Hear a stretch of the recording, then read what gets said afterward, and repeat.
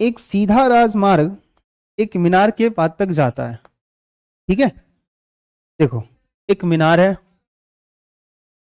क्या है बोलो बोलो, यहाँ पे एक मीनार है। राजमार्ग मतलब क्या, कोई रास्ता है, कोई हाईवे है, ठीक है, स्टेट हाईवे है कि नहीं। तो इधर एक राजमार्ग जो है वो मीनार के पाद तक जाता है, इसके फुट तक जाता है, चढ़न तक, पैर तक होगा, कोई रईस वाला राजमहल होगा, उसके घर तक जाता है। मीनार के शिखर पर खड़ा एक आदमी एक कार को 30 डिग्री के अवनमन कोण पर देखता है। देखो इधर एक कार है, चलो एक कार बना लेते हैं, बहुत महंगी कार है, मैं बड़ा होऊंगा ना यही वाला खरीदूंगा। यहां मीनार के शिखर पर कोई है, तो अभी आप बच्चे हो क्या, अभी आपने डायलॉग सुना भी होगा ना, बार बार पे कार की बात कर रही हो, छोटी बच्ची हो क्या। ये देखो ऊपर से कोई जो है सो कि शिखर से, मीनार के शिखर से, बोलो बोलो बोलो, इस मीनार के शिखर से कोई देख रहा है कार को, तो पहले एंगल कितना बन रहा है, 30 डिग्री। अब कार है तो चल रही है, अब कह रहा है कि 30 डिग्री पर देखता है जो मीनार के पाद की ओर एक समान चाल से जाता है, इसकी कोई स्पीड है, उसको मान लो v, एक समान चाल। अब कह रहा है कि 6 सेकेंड बाद कार का अवनमन कोण 60 हो जाता है। भाई वो कार जो है वो आगे चल के आ गया और अवनमन कोण बढ़ गया, भाई साहब अब 60 डिग्री पे देख रहे हैं ऊपर से, काफी ज्यादा सर झुकाना पड़ा उनको। इस बिंदु से मीनार के पाद तक पहुंचने में कार द्वारा लिया गया समय ज्ञात कीजिए। मतलब अगर जहां पे अब जो कार आ गया है, यहां तक आ गया है, यहां से यहां तक जाने में अब इसको कितना समय लगेगा। हाँ शर्त ये दिया गया है कि यहां से यहां तक इनको जाने में 6 सेकंड का समय लगा है। प्रश्न को एक दो बार ठीक से पढ़ो, डायग्राम देखो, और फिर क्वेश्चन को सोचने और समझने और वीडियो को पॉज करके बनाने की कोशिश करो, फिर उसके बाद जैसे कि सॉल्यूशन देखना कैसे हो रहा है।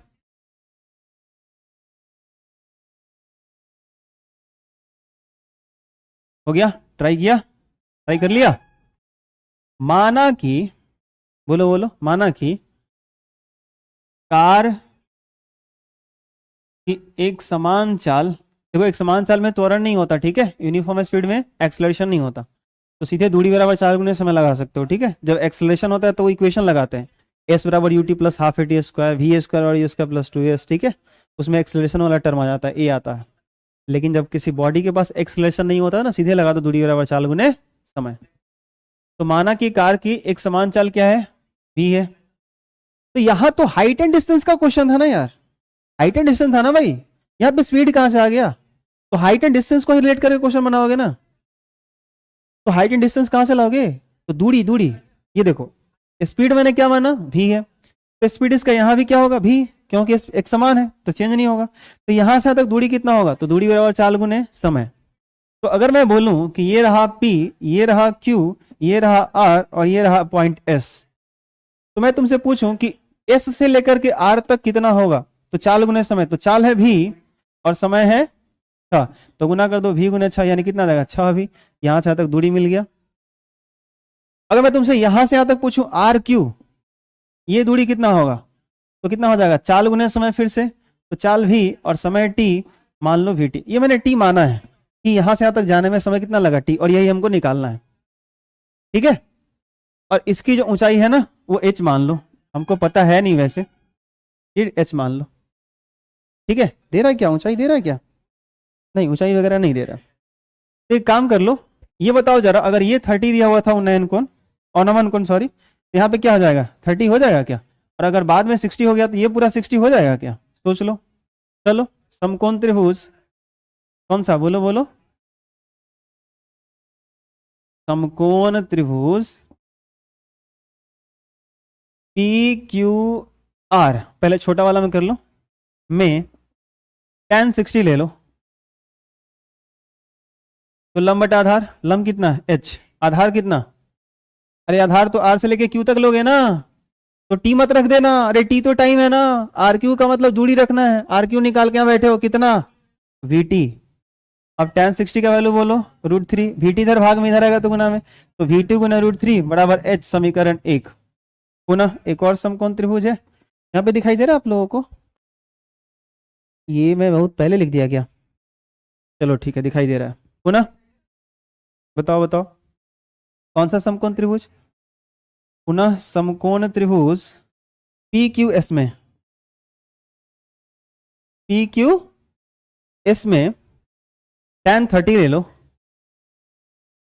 तो tan 30 बराबर लंब बटा आधार, तो फिर से लंब क्या हो जाएगा h, और इस बार आधार क्या होगा पी क्यू एस। देखो पी क्यू एस, ये तो आधार तो पूरा होगा ना, अरे हाँ ना बोलो, तो आधार यहां से लेके वहां तक, तो भाई उसमें तो एस आर और आर क्यू दोनों लोग है ना, तो एस आर कितना था वी, और प्लस आर क्यू कितना था वी टी, ये तो पूरा ऐड करना पड़ेगा। अब tan 60 का वैल्यू बोलो 1/√3, तो 1/√3 बराबर कितना आ गया h बटा 6v और प्लस वी टी। इधर देखो तो भाग में इधर आएगा तो गुना में, तो 1 से गुना होगा तो वही रहेगा, तो 6v प्लस वी टी बटा √3 बराबर h, ये समीकरण 2। अब देखो तो h का वैल्यू यहाँ निकाले थे ना कहीं समीकरण 1 में, ये वाला, इसको उठा के वहां h की जगह रख दो, या वो भी h के बराबर ये भी h के बराबर, तो समीकरण 1 और 2 से दोनों आपस में क्या हो जाएंगे बराबर। मतलब भाई साहब VT√3 जो है यहाँ पे रख सकते हो या नहीं रख सकते हो, क्योंकि वही तो h के बराबर है। अरे हाँ ना बोलो, सही है, तो कर दो, किया जाए। इधर जगह दिख रहा है खाली, जगह खाली तो नहीं दिख रहा है, यहाँ पे दिख रहा है, तेरा पूरा बोर्ड भर देते हो। चलो मैं करता हूँ, देखना 6v plus we T by √3 बराबर जो h है उसके जगह मैं रखने वाला हूँ VT√3, √3 से √3 में गुना हुआ तो 3 हो जाएगा, तो 6v प्लस वी टी, तो √3 में √3 से गुना होता 3vt। अब 6v इज इक्वल 3vt में से एक vt उधर माइनस में जाएगा, तो 2 को vt बचेगा, तो देखो तो v से v कट जाएगा, 2 3 6 कितना आ गया 3, और इधर क्या बचा t, तो t तो था ना, और समय सेकंड में दिया हुआ था तो यहाँ सेकंड में ही आएगा, तो t बराबर कितना आ गया 3 सेकंड। यानी ये वाला कार्य यहाँ से यहाँ तक जाने में इसको कितना सेकंड का टाइम लगेगा 3 सेकंड, कहानी खत्म।